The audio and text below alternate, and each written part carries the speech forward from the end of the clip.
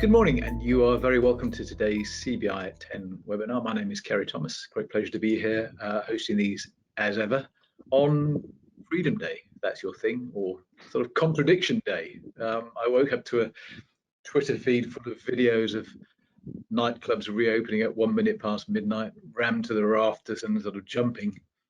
And at the same time, we've got trains cancelled, we've got whole tube lines closed over the weekend because of staff sickness, and we've got an announcement from Green King this morning that some of the pubs they wanted to reopen couldn't reopen because of the lack of people to serve there. So we've decoupled, I guess, infections and hospitalizations to some extent thanks to the vaccine campaign, but we clearly haven't decoupled public health and the economy, which is why it's great, I think, this morning to be able to tuck into the CBI's latest economic forecast to get beyond some of these sort of short-term tremors and considerations about the economy and step back a bit and look at the big picture, both what has been and just as importantly, what we can expect over the next 6 months to a couple of years. As ever on these calls, it'll be incredibly useful, I think, for me, but also for the CBI to have some news from the front line about what you're seeing or what you're hearing, what your sort of sense of the real economy is. So do please fire questions, observations, anything you want in, and we will try to pull as many of those into the conversation as we can. If you want to do that anonymously, then just as ever write ANON at the top of your comment, and we will treat that in confidence. But let's get straight to it. We've got three great people with us. John Foster, who's the Director of Policy and Communications for the CBI, and John, I'll come to you shortly. We've got Alpesh Paleja, who's the lead economist for the CBI. I think a lot of this is coming your way, Alpesh, today. And we've also, thanks very much to Kate Shoesmith for joining us. Kate is Deputy Chief Executive of the Recruitment and Employment Confederation, who's a vital actor and a vital sort of early warning sign of some of the things that we're going to be talking about. So great to have you all. But John, beginning of a new week, this much heralded day, not quite the day I think we thought it would be when it finally gets there, but looking back over the last week, it's been busy. There's been announcements even up to this morning. So give us a sort of rundown on your sort of COVID highlights of the last several days. Yeah, will do. Morning, Kerry, and morning, colleagues. Lovely to be with you all. So, listen, as you said, Kerry, really big moment in the calendar. Last week, Rain talked through our 6-point plan for building confidence in reopening on Wednesday's CBI at 10. Quick plug as ever, if you weren't able to catch it, it was a cracker, certainly worth a listen. I'm sure Alice will share a link in the chat. And what I thought I'd do this morning, Kerry, is just run through a bit of assessment of progress against that plan, and then just finish with a few key messages that we'll be taking into government this week on behalf of all of our members. So if I just start, Kerry, with what we call the sort of 3 key enablers of confidence. These being self-isolation policy, testing, and then finally the use of face coverings. So let's start with self-isolation. It feels like it's the biggie. Obviously, we had an incredibly high-profile story over the weekend involving the Prime Minister and the Chancellor, and a slight change of approach, dare we say it. Now, I suspect if you're business tuning in, this story was actually a bit of a distraction from the bigger issue at play, and that is that 500,000 people last week were pinged by the NHS app. Now, this has been dubbed the pingdemic. Now, the media do have in this country a bit of a tendency for hyperbole, but I think in this instance it feels pretty warranted. We've seen incredibly high levels of absence amongst workforces across the country. We've had some members getting in contact with us to say that they are predicting between 15 to 20% of staff absences in the next month. In fact, one firm did drop us a line last week to say that they are already dealing with self-isolation rates of 30%. At the same time, we've seen firms like Nissan, Rolls-Royce, and a few others warn that isolating staff is already impacting on production. And I suspect we might see a few more follow suit this week. What we do know, colleagues, is that these company examples are having an impact in Whitehall. People are listening. So if you have an example and you want to share it with us to give into government, either anonymously or named, please do let us know. Get in contact via the COVID inbox.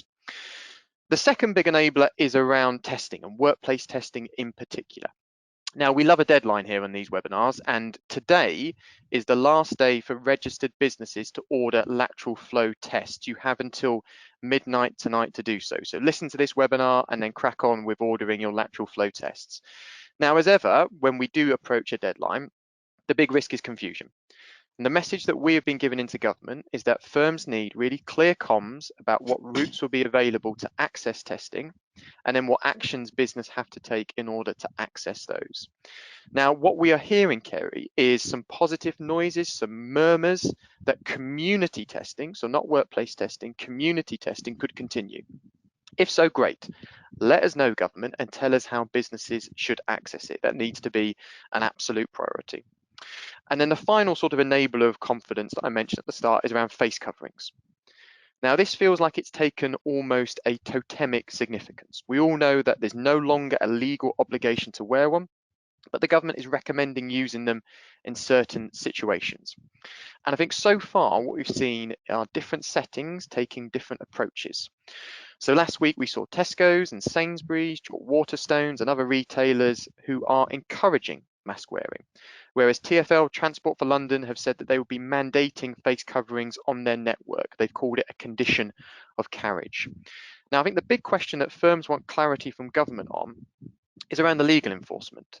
I think there's a lot of concern from firms that the use of face coverings could lead to confrontation between employees and customers, and that's the bit where they really want government to lean in and provide a bit more support on.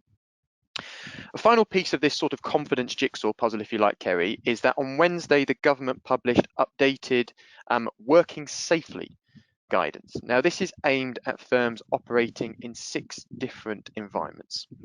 So those being events and attractions, hotel and accommodation, offices, factories, labs, that kind of piece, construction and outdoor work, hospitality venues, and then finally retail and other close contact services. Now, if you're sat there listening in thinking, blimey, I don't know where I fall under those 6 breakdowns, there is a full list of what type of workplace can fall under each category online. And the CBI have produced a really helpful article that provides direct links to each of those bits of guidance. And I'm sure, again, Alice will be able to share in the chat. So just a quick run through at what the guidance includes. So it starts off with a clear list of priority actions for firms. It lists 6, and these include things like completing an updated risk assessment, providing adequate ventilation, and communicating with customers and workers alike. What the guidance does provide is essentially a series of prompts, helpful prompts, to help firms reach their own decisions. It's high-level information for how to assess risk. What they haven't done is give firms almost a template or similarly clear guidance around some of the legal questions that we know you've all been grappling with, because these have flowed into the COVID inbox. Now, these are questions like, are firms allowed to ask about an employee's vaccination status? Are they even allowed to know whether an employee has been vaccinated? Now, we think guidance here about what's appropriate or legal, more importantly, would be appreciated. At the same time, what are the legal implications if an employee catches COVID in the workplace? Could a case be brought against that business? How can this be proven? What are the really firm steps that firms can take to reduce this risk? So overall, Kerry, this is a huge transition for both the public and business. And I'll just finish on some of the messages that we are very purposely delivering into government this week to try and support firms. So just starting with what I would describe as the headline. We think we have all the necessary ingredients required to make a real success of the reopening. And there are 3 in particular. We have a world-leading vaccination program. We have mass testing capacity. And I think over the last 7 days, it's been clearly proven we have responsible businesses acting with great caution who are wholly focused on customer and employee safety. That is a perfect recipe, in theory, for a successful opening. What we now need from government is an approach that fully utilises each of those, striking the right balance so that we can reopen with real confidence and momentum. Now, practically, we think that means 3 things. So firstly, bringing forward the change to self-isolation policy for those double vaccinated, that needs to happen straight away. Alongside that, we need to really urgently look at a test and release scheme to self-isolation policy. We know that 60% of hospitality, for example, the workforce there are under 24. So that double vaccinated program will take a little bit longer. Secondly, we need to extend workplace testing. This feels like it could be such a big driver of confidence for staff and customers alike if we can get this to happen. And then finally, Kerry, we need to help businesses to really drive good practice with more support, including legal guidance, but also from the HSE around how firms can really operate safely in the workplace, driving confidence for employees, confidence for customers. So just to finish, Kerry, that's our big focus for the rest of the week. We will be having conversations with officials and ministers in the coming days. But as ever, we really rely on live feedback from all of you. So if you have an example, if you have a question, get in contact. They are incredibly helpful for all of those conversations that we will be having. Great, John, thank you so much for that's really useful to have the backdrop painted so sort of clearly there. And as John said, we'd love to have some sort of live examples here in conversation. If you're suffering from staff shortages because of self-isolation, if you're whatever you're seeing, then do let us know, and it would be great to feed that into the conversations that John is going to have with government this week. But okay, let's turn to the meat of today's discussion, because we've got this CBI economic forecast, the outlook to look at, and we've got Alpesh Baleja with us, who is the lead economist for the CBI. Alpesh, do you want to start by just giving us the sort of the headlines from your survey? Yeah, thanks very much, Kerry. I think as John has sort of perfectly demonstrated, things are still actually quite uncertain. But I think when we think about kind of where the economy is at the moment and where we're heading, the key headline, I think, from our forecast is that the worst very much does seem to be behind us. We know that 2020 was a torrid year for the economy. We saw the sharpest fall in GDP in over 300 years. And the hit from COVID in the UK was much larger than it was in other advanced economies. But we have seen a turnaround in activity in the last few months, particularly. And that's largely down to the successful rollout of vaccines and the improvement in health outcomes that they fostered, which has facilitated the government's roadmap for reopening the economy. And it does really highlight what economists have been saying all along, which is, there isn't really a trade-off between tackling the pandemic and spurring economic growth. Both very much go hand in hand. So in our latest forecast, which was sort of released a few weeks ago, we've substantially upgraded our outlook for the economy. We expect growth of just over 8% this year and just over 6% in 2022. That needs to be borne in mind, in terms of where we were coming from, which was, a 10% fall in output over the last year. Significantly, the economy gets back to its pre-COVID levels at the end of this year, which is a year earlier than we previously expected, which is very encouraging. What's also encouraging is that in terms of the growth that we're expecting and its makeup, it's actually quite broad-based.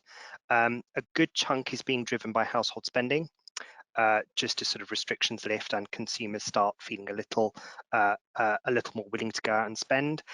Many households have built up excess savings during the pandemic just because they've not been able to go out to restaurants and theatres. They've saved money on commuting. And we think that sort of some of that will be run down as the economy recovers, and that gives a bit more fuel to our recovery. We also see a temporary boost this year from government spending, and that reflects all the resources that are being deployed behind test and trace and the vaccine rollout. Also, health and education activity recovers after being hit by lockdowns last year. And encouragingly, we also see a little bit of growth coming from abroad. We see sort of, a positive contribution from net exports, and that reflects the fact that global goods trade has actually grown quite strongly recently and is set to continue doing so just as big economies like China and the US start coming back online. But I think there is a bit of a counterpart to the positivity in the outlook. There are some missing pieces of the recovery, and that's particularly true of business investment. Business investment was hit very badly by the COVID crisis.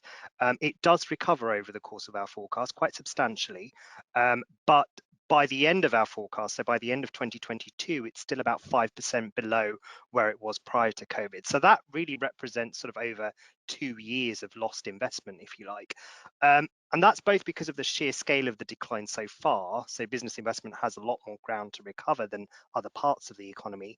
But there's also sort of lingering uncertainty of the longer term impact of COVID on business models and, what that might mean for how businesses need to restructure their operations.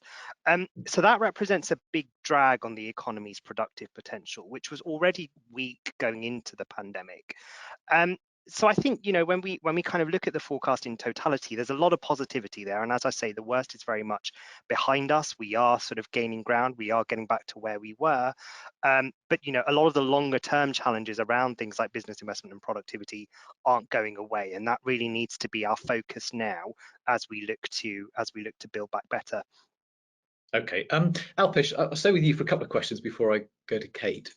Firstly, I mean, it's easy, isn't it, to say, you know, your expectation is that we'll get back to pre-pandemic levels of size of the economy a year earlier than you initially thought. But actually, that's pretty remarkable, isn't it? So why has that been brought forward, speeded up as much as it has, do you think?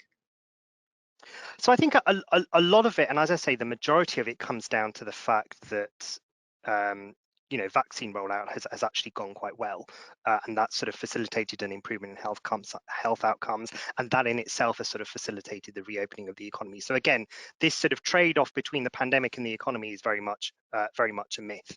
And I think we have to bear in mind where we were when we were putting together our previous forecast, which was sort of at the end of last year, which was, you know, vaccines had just been approved. There was a lot of uncertainty over how quickly they would be rolled out. You know, we were on the precipice of another lockdown, which indeed did materialize at the start of this year. And actually, it's quite something that even with a third lockdown, which we hadn't factored into our last forecast, we're still getting back to quote unquote normal at the end of this year, and that really does sort of speak to the success of the vaccine rollout, and as I say, the improvement in health outcomes that we've seen. Of course, the big risk to all of this remains the pandemic itself. You know, we have, you know, as cases are sort of picking up at the moment, albeit sort of hospitalizations and deaths seem to be much more contained. You know, should that gain further traction, or there's always sort of the risk of new variants emerging, the risk of restrictions being sort of reimposed.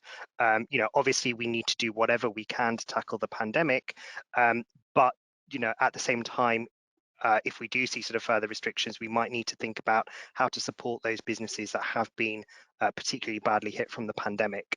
So certainly, again, a lot of positivity, but the uncertainty fan, as forecasters would call it, is still actually quite wide.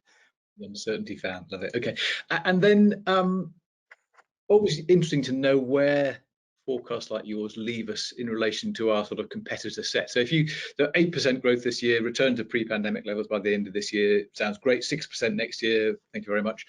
How does that compare to France, to Germany, to the United States, to the other G7 countries?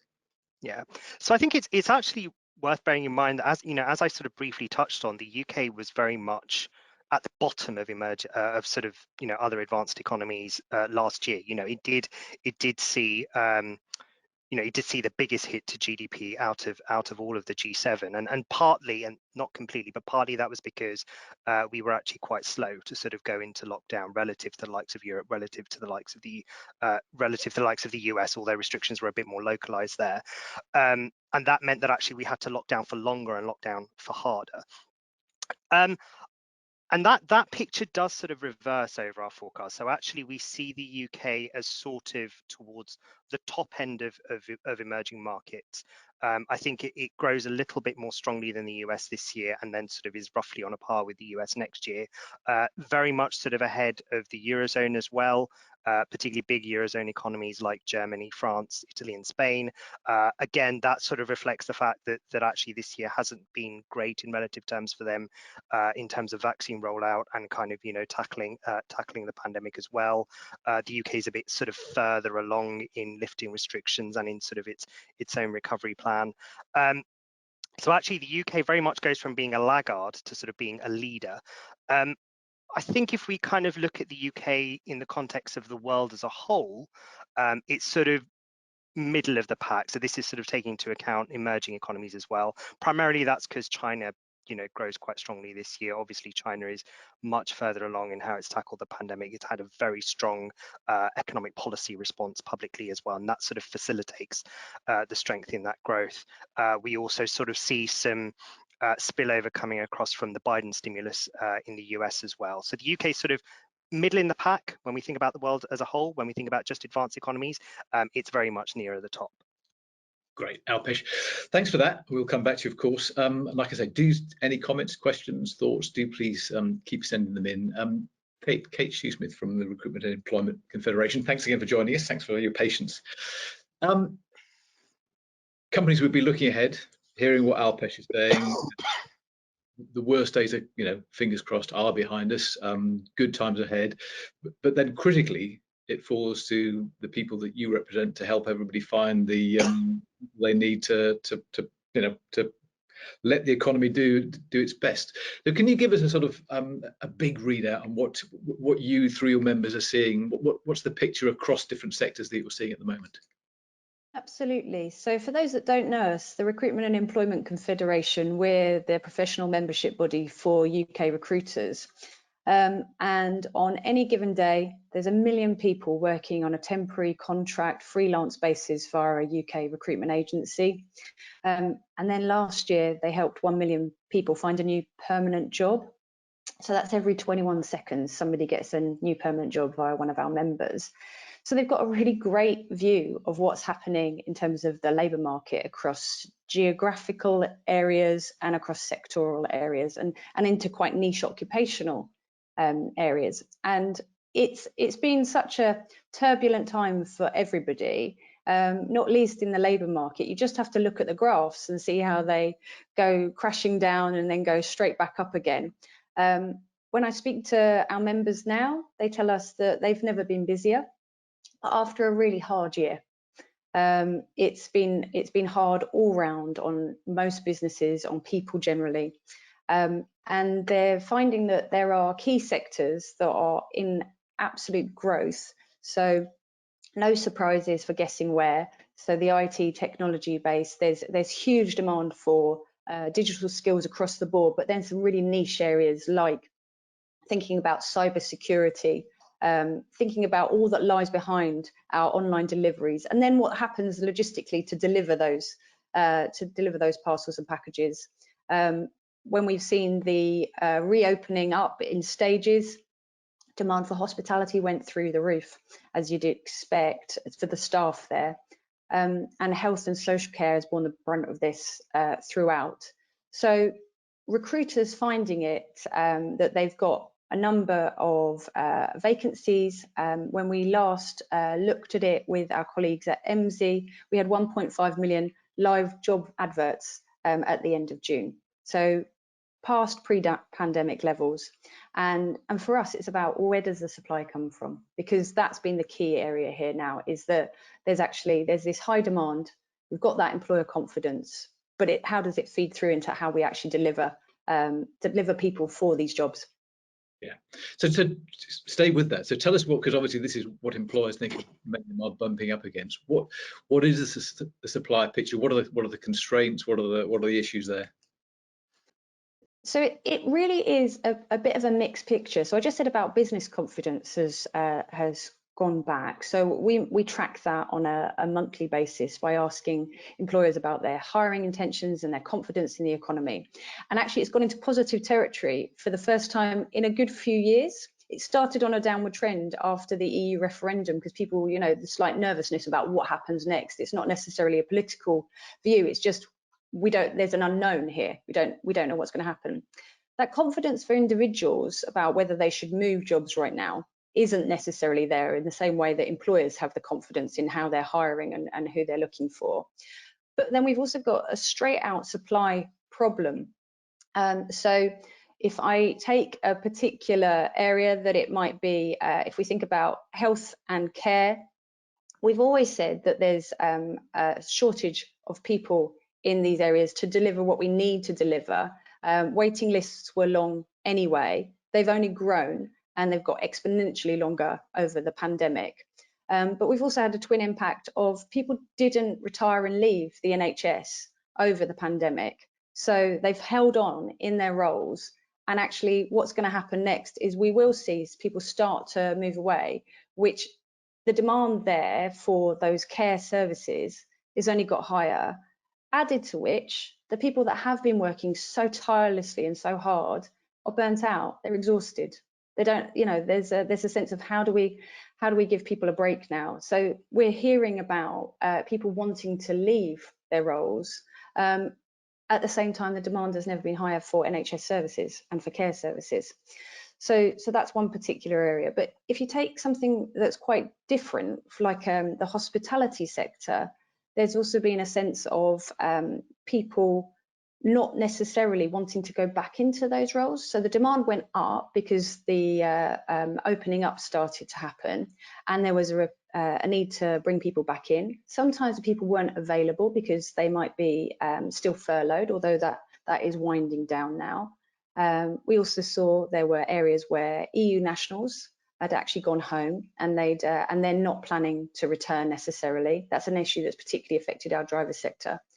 But in hospitality, if I return to that, there was also a sense of, did people want to come back to those roles? So they'd been on furlough, they'd gone out and had got different roles. They'd perhaps been made redundant during this time.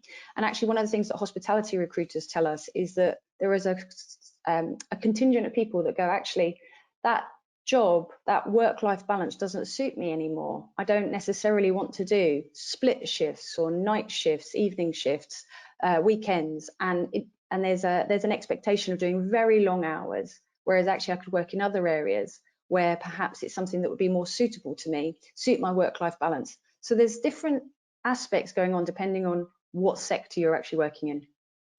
Kate, I want to come back to Alpesh in a second just to see what he thinks about the prospects for inflation. But let me start that conversation with you. What are you seeing on wage pressures across the sectors that you deal with, across every sector that you deal with? So it can be one of the natural reactions. So there has been pay growth, although you've got to reflect on where it's come from.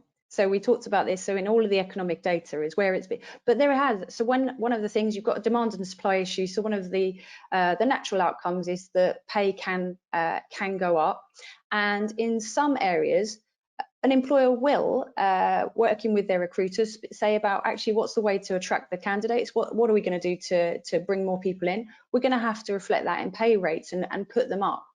But that's not necessarily a universal picture. It's not the case that all employers can necessarily afford to do that, nor is it necessarily the case that that's what somebody is looking for as a candidate.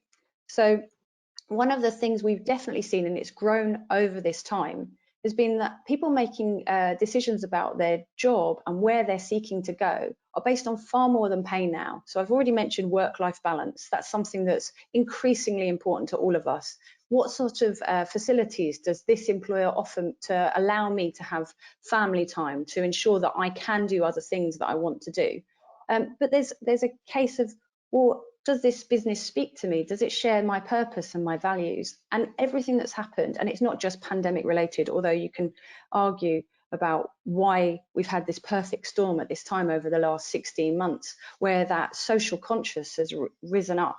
People are thinking about that in a much clearer terms about the type of business they want to work in and how they're treated as individuals. And that's really, really becoming so important as part of the recruitment process of understanding what it is people are seeking from their next job move. Okay. Alpesh, let me come back to you on inflation, because I guess if we're all, thanks to reports like this one, we're looking at the horizon, then there's a cloud out there, which is inflation, and we're not quite sure whether it's going to come across the sun or whether it's just going to remain a little cloud out there on the horizon. You again to be relatively optimistic that there will be a measure of inflation, but it's going to be a short-term rather than a long-term problem. Yeah, I think that's probably a good sort of headline summary of it. I mean, it's clear that cost pressures are building further up the supply chain. That's coming across both from our members and very much sort of reflected in the swathe of data out there, both from the ONS and our business surveys. There seem to be a sort of a couple of factors at work. So many of our members are sort of citing shortages of raw materials and components. Indeed, in our last manufacturing survey, concern over that spiked to its highest since the mid-70s. Semiconductors comes up a lot when we kind of talk to members, and there have been lots of media reports of that hitting sort of production of cars particularly. Alongside that, however, there is a lot of COVID-related disruption going on to global supply chains and things like shipping activity, and that's really sort of driving up the price of shipping containers. And those sort of supply constraints are coinciding with a surge in demand, just as economies across the world sort of lift restrictions. I mentioned sort of China coming back online, and that's meant that China, the likes of China and the US, are sort of buying up a lot of the commodities out there, which is sort of which is coinciding with these sort of supply frictions to really sort of create shortages of raw materials across the world. The big question is how much of that is being passed on to the consumer, and how much of it will be passed on to the consumer. And on both fronts, there seems to be quite limited evidence of pass-through so far. And actually, both we and the Bank of England are of the view that these price pressures should prove temporary, just as kind of activity across the global economy normalizes over the year ahead, and that's sort of both that surge in demand and those supply frictions just sort of ease a little bit. The Bank of England are also sort of taking comfort from the fact that households' expectations of inflation haven't risen, and that's sort of a key metric to watch in terms of whether they think that they need to act by sort of tightening monetary policy. So, you know, we do actually expect inflation to pick up over the course of this year, but that's more related to sort of a lot of the exceptional factors that kept inflation low last year sort of unwinding. And then it sort of falls back early next year and then sort of settles at around the Bank of England's 2% target. However, the risks to that are very much to the upside at this stage. Obviously, the longer that price pressures persist, the greater the risk of them becoming more systemic. And we're likely to see a bit more debate on this in the Monetary Policy Committee in the months ahead. So, you know, while sort of our outlook is that this is very much a sort of a temporary phenomenon, it is one to keep a very close eye on. And how do you think household wealth will play into that, Alpesh? Because better off households have got better off still. I'm generalising, but that's been the sort of been the dynamic through the pandemic. Does the fact that some people out there at least are sitting on more savings than they had before, would that tend to reduce the pressure on wages, do you think? I'm just interested, I guess, in how you see wage pressure playing into the inflation picture overall. Yeah, it's an interesting point. I think the two things are a bit more distinct. So with household savings, obviously, you know, I mentioned we factored that into our forecast. We factored into the fact that households are sitting on a big chunk of savings, and some of those should be run down over the course of the pandemic. There is a big distributional issue there, however, because as you've rightly highlighted, those savings have been concentrated in wealthier households. When we look at low-income households and the unemployed, they've actually had to dip into their savings during the pandemic to fund day-to-day spending, and that actually paradoxically might take the edge off demand a bit, because it's those groups that actually tend to spend more as a proportion of their income. So that does have sort of implications for the recovery, and if anything might dampen inflationary pressure a little bit. Of course, when we kind of look at survey data from the Bank of England, a lot of households have said that they do actually want to hold on to a good chunk of their savings, you know, in bank accounts as well. In terms of wage pressure, again, that's another metric to keep a very close eye on in terms of whether we're sort of seeing that inflation becoming more embedded in the economy. You know, is it driving up wages, which is driving up inflation, which is driving up wages? And I know Kate's sort of spoken about that a little bit so far. When we kind of look at indicators of underlying wage growth, they're still quite subdued. When we talk to our members, they are talking about raising pay, but in a very targeted way. You know, if there's a particular role that they need to fill, you know, we're pushing up pay higher than we would just because we really need to get someone in. I think what we're not hearing about is sort of widespread above inflation pay rises, you know, across the workforce and across the economy. And that seems to chime with what we're seeing in the data as well. As I say, underlying pay is roughly sort of where it was before the pandemic, give or take a few percentage points. But again, it's an indicator to keep a close eye on, particularly as the labour market starts to recover from the end of this year, and just as economic growth just starts to gain a bit more traction and job churn starts to pick up a bit more. Okay, Alpesh, thank you. Kate, I've got a couple of questions in which are directed specifically at you, so I'm going to just fire these couple at you. Melinda Matthews got in touch to say that she's having trouble hiring business admin roles. I'm wondering if you think that when furlough ends, there might be more applicants out there for those kind of roles. So I hate to be a dampener on this. I don't think that there's that many people still on furlough at this point in time, although there are a substantial proportion of people. Because one of the things we have seen in terms of office professionals is that demand has gone up quite dramatically. If I think about it across the piece, call centres have never been busier. They can do it from anywhere. So some of those roles have been subsumed into similar types of roles that people could have got as well. I think one of the things that we all have to think about is where we are bringing people in from.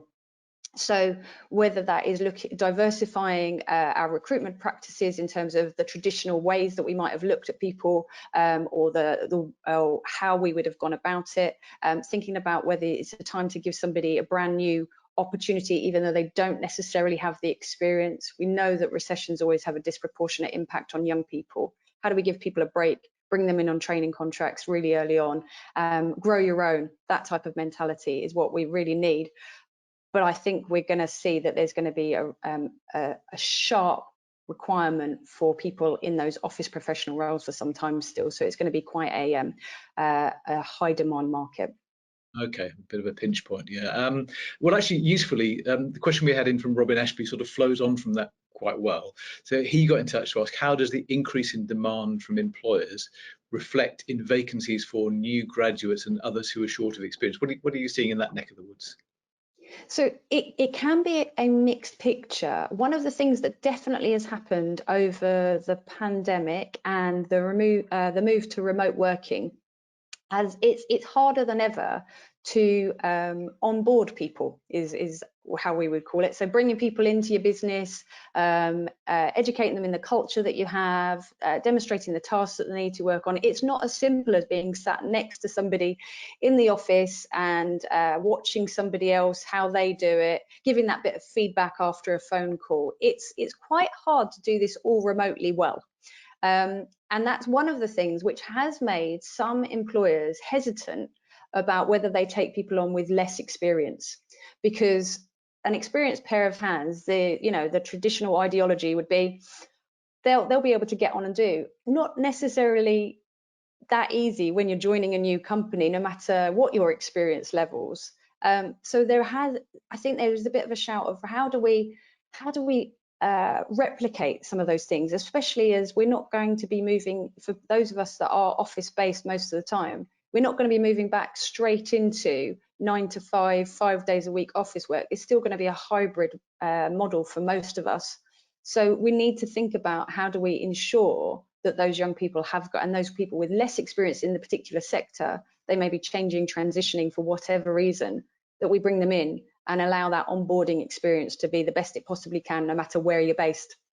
Yeah. Okay. Alpesh, let me come back to you, because obviously having touched on the impact of furlough there with Kate, I was struck with one line in your report where you said that the fate of furloughed workers is a key uncertainty in sort of economic outlook and the outlook for employment particularly.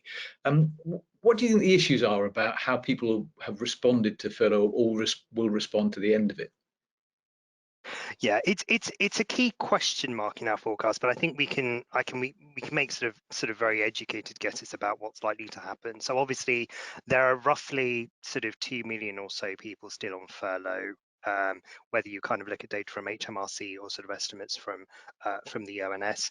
And I think that's an important piece of the puzzle when we kind of think about labour shortages.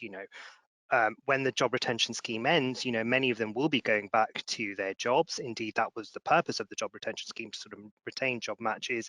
Unfortunately, however, we know in an economic crisis, not every job can be saved, and some of them will be moving into unemployment. And that is why we do expect unemployment to pick up just a little bit in the third quarter, but it does fall back thereafter, just as the economic recovery sort of embeds itself.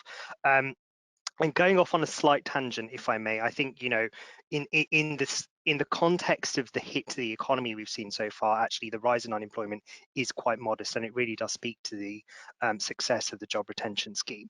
I think the question there is sort of how many furloughed workers move into unemployment. and also what does it mean for sort of the picture around labour shortages? This is potentially a big pool of labour that businesses can hire from, but that process might not necessarily be as smooth. A lot of furlough, a lot of workers who do move into unemployment may need to retrain to kind of move into those vacancies which are being advertised, move into those sectors that did sort of comparatively well during the pandemic. So that process of unemployment falling back might actually be a little bit more volatile, and there might be a little bit more friction in the near term than we're actually penciling in. We're assuming that it happens fairly smoothly, but as I say, the risks around that are both to the upside, because labour demand is so strong, as sort of Kate has flagged, particularly in certain pockets, but also to the downside, if that represents labour market slack that sort of persists for a little bit longer. So I think we sort of have a good idea of what might happen, but it's one of the areas of the forecast which is a bit more of a question mark. Yeah. John, can I just come back to you? We've had a very heartfelt set of observations from the front line. It says hospitality is already struggling from staff shortages from the mass exodus.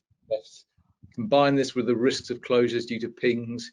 We need to make sure there is continued support for hospitality. I've reinvested into my business to increase our output, increase headroom.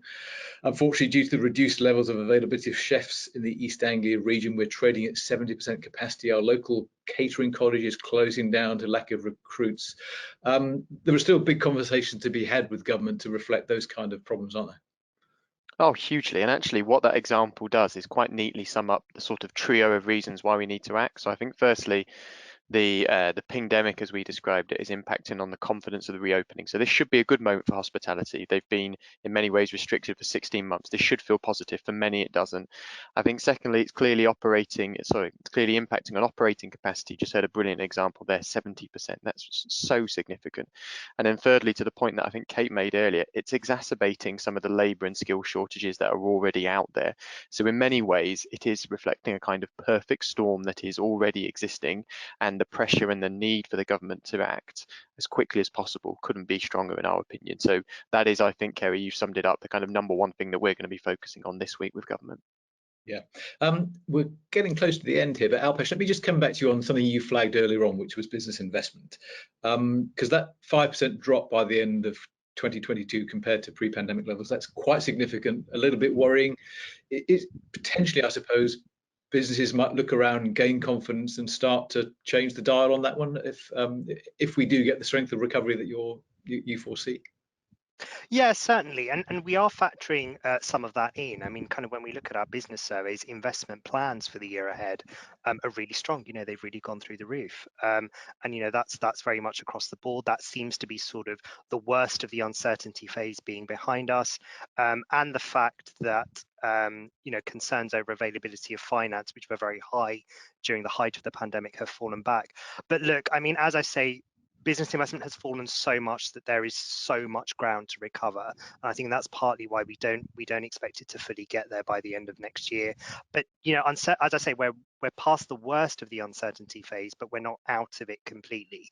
There's not only uncertainty over the near term, which John has sort of highlighted quite strongly, and uncertainty over the path of the pandemic, but what are the longer term changes to the economy that will arise from COVID?